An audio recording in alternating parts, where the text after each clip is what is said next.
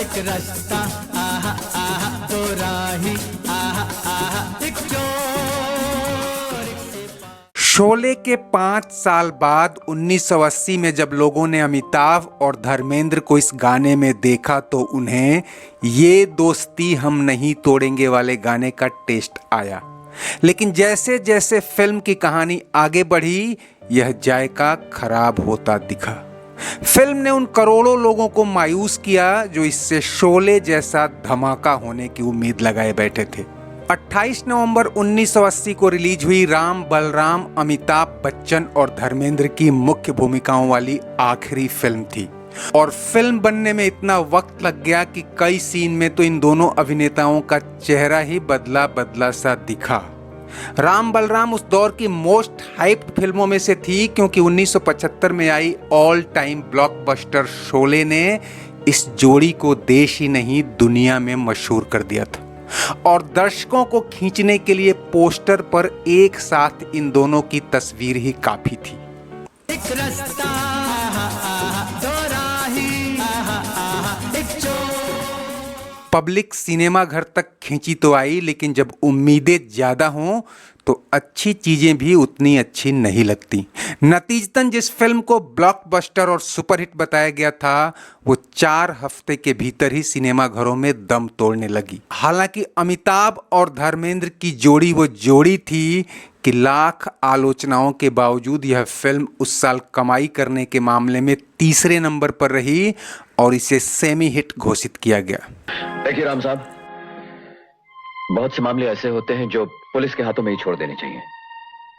बलराम साहब, कुछ मामले ऐसे भी होते हैं जो पुलिस के हाथों में नहीं छोड़े जा सकते। दोस्तों, कहानी किसी भी फिल्म की जान होती है।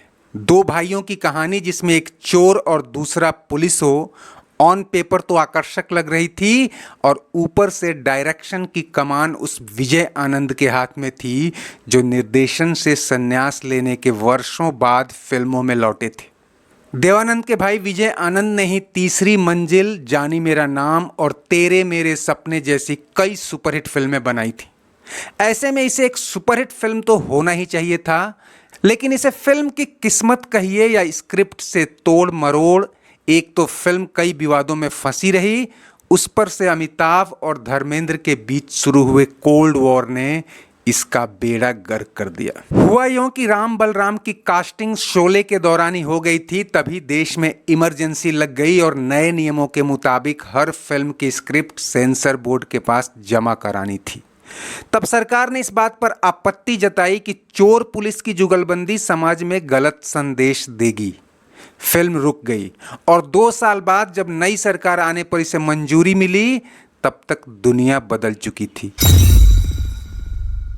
अमिताभ और धर्मेंद्र के सितारे चमक रहे थे। शोले हर शहर, हर कस्बे और हर गांव में चर्चा का विषय थी। अमिताभ और धर्मेंद्र ने फिल्म तो साइन कर ली थी, लेकिन अब उनके पास फिल्मों का अंबार था और इसके लिए समय नहीं निकाल पा रहे थे। अमिताभ तो फिर भी समय के पक्के थे, जो समय दे दिया उसी पर पहुंच गए, लेकिन धर्मेंद्र इस मामले में लेट लतीफ और बेपरवाह थे। ऐसे में कभी अमिताभ आए तो धर्मेंद्र नहीं और धर्मेंद्र आए तो अमिताभ नहीं।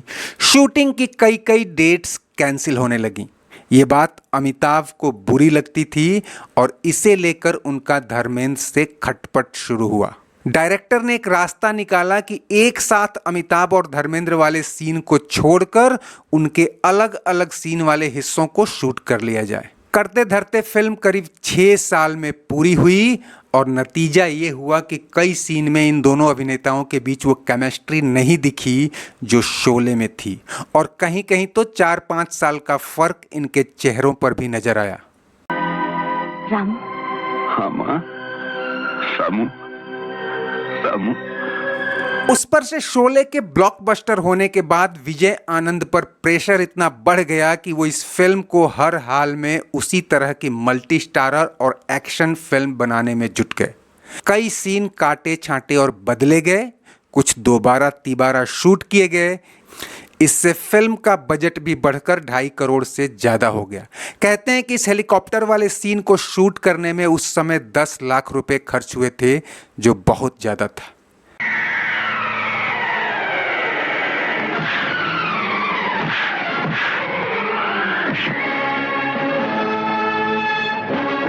इस बीच चूंकि अमिताभ और धर्मेंद्र अपनी अलग अलग फिल्मों से शोहरत और पैसा दोनों पीट रहे थे, ऐसे में उन्हें कोई फिल्म साथ करने की नहीं सूझी।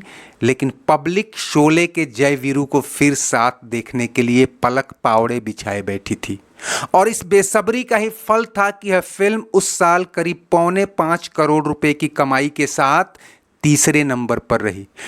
फिरोज खान की कुर्बानी पहले नंबर पर और जितेंद्र की आशा उस साल दूसरे नंबर पर रही।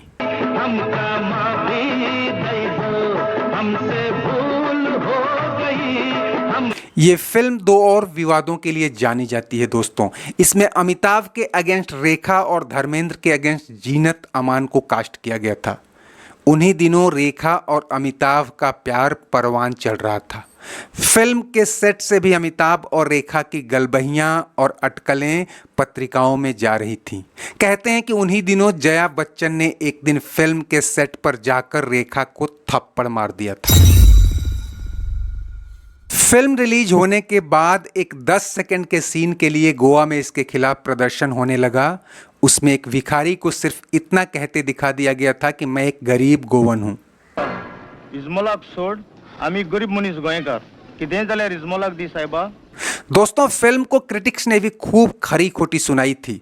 प्रोड्यूसर गुलशन राय ने तो इसे बकवास बताते हुए कहा था कि राम बलराम का आपस में कोई संबंध ही नहीं, तो फिल्म में इस नाम का क्या तुक है। लेकिन सच्चाई तो ये थी दोस्तों कि फिल्म अपनी कहानी को चुस्त दुरुस्त नहीं कर पाने और एक तरह के नैतिक टकराव की वजह से ज़्यादा नहीं चल पाई थी।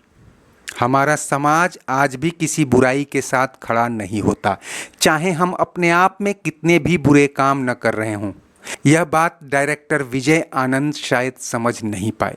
चोर और पुलिस इंस्पेक्टर भले ही सगे भाई हों, लेकिन दोनों का साथ मिलकर धमा चौकड़ी करना न सिस्टम से मेल खाता है और ना ही पब्लिक को रास आता है। जबकि शोले के जय और बीरू चोर होते हुए भी पब्लिक की पसंद बन गए, क्योंकि दोनों घोषित चोर थे और कहानी का प्लॉट उन्हें सपोर्ट कर रहा था।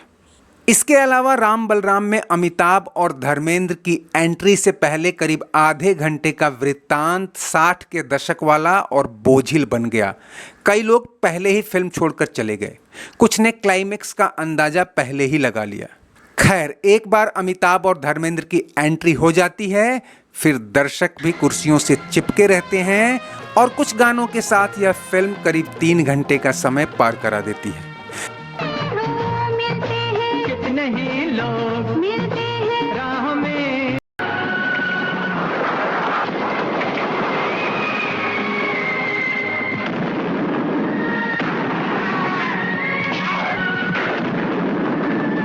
दोस्तों, उम्मीद है आपको ये वीडियो पसंद आया होगा। चलते चलते इसे लाइक, शेयर और सब्सक्राइब कर लीजिए और कमेंट बॉक्स में अपनी राय जरूर दीजिए। शुक्रिया, नमस्ते, आभार। एक रास्ता आहा आहा दो राही।